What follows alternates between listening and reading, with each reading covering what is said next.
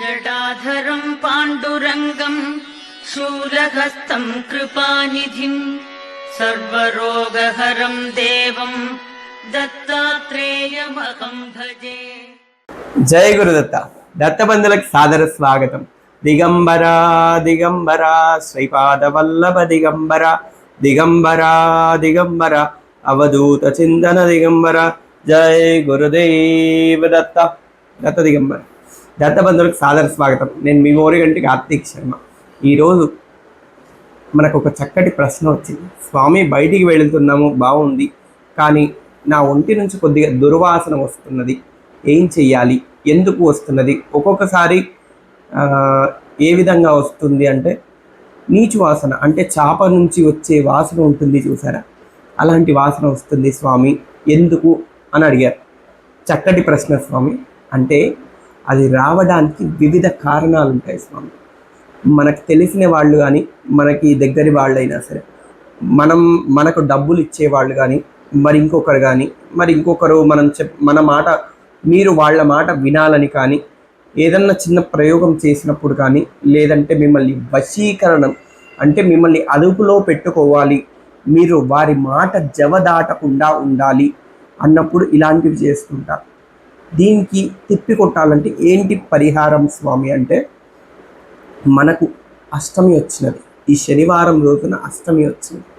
ఆ రోజున కాళికాదేవి దేవాలయంలో కానీ, మరియు ఆంజనేయ స్వామి మర్రి చెట్టు కింద అడవిలో ఉంటారు తల్లి, వెతకండి, దేవాలయం ఖచ్చితంగా దొరుకుతుంది. అడవిలో ఆంజనేయ స్వామి మర్రి చెట్టు కింద ఉంటారు. ఆ కాళికాదేవి దేవాలయంలో కానీ, ఆ మర్రి చెట్టు కింద ఉన్న ఆంజనేయ స్వామి వారి దేవాలయ ప్రాంగణంలో కానీ మీరు కాలభైరవ హోమం చేయండి. అష్టమి రోజు కాలభైరవ హోమం చేయాలి. పైగా శనివారం కలిసి వచ్చింది తల్లి, చాలా విశిష్టమైనది. పైగా అది జ్యేష్ఠ మాసము అంటే పెద్ద కొడుకుకి ఎంత, మీరు ఇంటికి పెద్దవారైతే ఇంకా తొందరగా పరిగణిస్తుంది. ఎందుకంటే జ్యేష్ఠ మాసము అనేది పెద్ద కొడుకులకి మరియు పెద్ద కార్యాలు చేయడానికి కూడా కొద్దిగా వసతులు ఉంటాయి. అందుకే చెప్తున్నాను తల్లి, చాలా జాగ్రత్తగా ఉండాలి. ఆ రోజున మీరు కాలభైరవ హోమం చేయని, లేదంటే కాళికాదేవి హోమం కానీ, నరఘోష హోమం కానీ చేయండి తల్లి. అది చేసి చూడండి, మీకు 11 నుంచి 16 రోజుల్లోపే మీకు మీ శరీరంలో మార్పులు కానీ, మీ మనసులో ఆలోచనలు కానీ, చంచలం అంటే మనసు ఎప్పుడు చంచలంగా ఉరుకుతూ ఉంటుంది. ఏదో ఒకటి ప్రశాంతంగా ఒక దగ్గర 5 నిమిషాలు ప్రశాంతంగా కూర్చోలేదు. ఎప్పుడు ఏదో ఒక ఆలోచన, చాలా దీర్ఘంగా ఆలోచిస్తుంటారు. ఇది అయిపోగానే మళ్ళీ ఇంకోటి ముందుకు వస్తూనే ఉంటుంది. ఏదో విధంగా మీరు ఎన్ని చేద్దామనుకున్నా సరే ఏదో విధంగా అది అవుతూనే ఉంటుంది, కానీ మీరు అది అదుపు చేయలేరు. దానికి ఇది చక్కటి పరిష్కారం తల్లి, చేసుకోండి. చాలా తొందరగా మీకు వస్తుంది. మీరు అలాగే ఇంకొకటి ఏం చేయాలంటే, మాంసానికి కొద్దిగా దూరంగా ఉండాలి. ఒక 6 మాసాలు అంటే 6 నెలలు.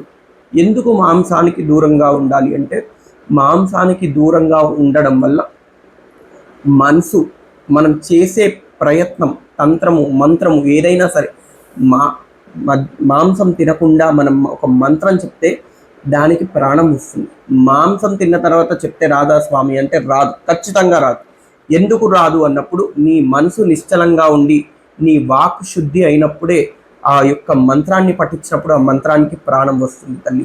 మీరు ఎంత చేస్తూ ఎన్నిసార్లు మనసు ఏకాగ్రత పెట్టకుండా మాంసం తింటూ ఎన్ని చేసినా కూడా ఎలాంటి ఫలితం ఉండదు తల్లి.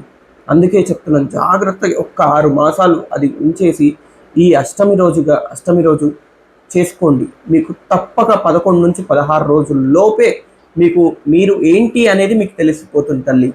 జై గురుదత్త.